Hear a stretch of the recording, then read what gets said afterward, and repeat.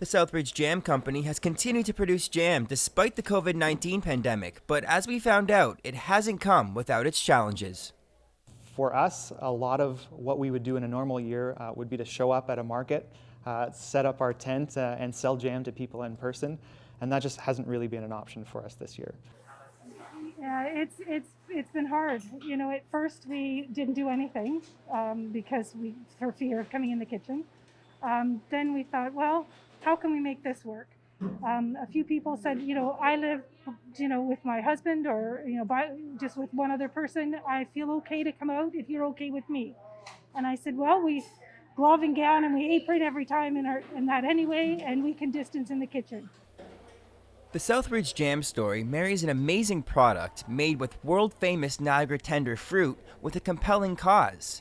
Jam proceeds support the Southridge Church Shelter in St. Catharines, and many former shelter residents have spent time right here in the kitchen over the years.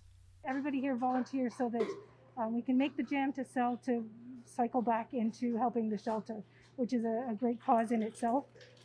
So there's a story behind the jam. It's not just making jam. Even during COVID, we've tried to sort of have our own sections of the kitchen so we're not too close to each other, taking all the safety precautions we can, and it's a good working relationship with everyone.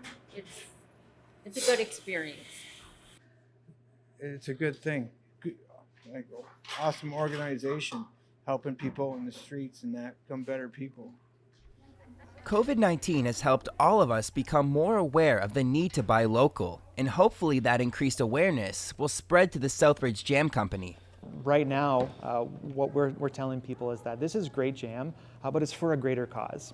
I think people are really interested in purchasing products that are local, that are grown, using fruit that is grown here in the Niagara region and is made by people who are from here.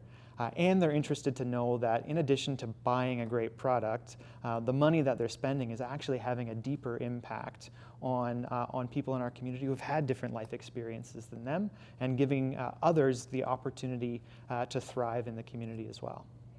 Despite the current situation, Brendan and the team are looking forward to the future.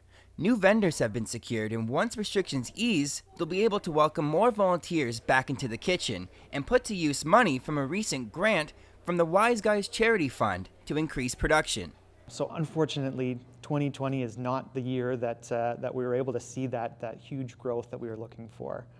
But it has afforded us a bit of downtime to kind of regroup and reassess and set those goals for next year. So we're hoping that by the end of 2021, with the added efficiencies of the equipment in the kitchen and just the knowledge that we've gained in the past year and the past 5 years, that we're able to reach that goal of profitability by then. Please consider supporting the Southridge Jam Company.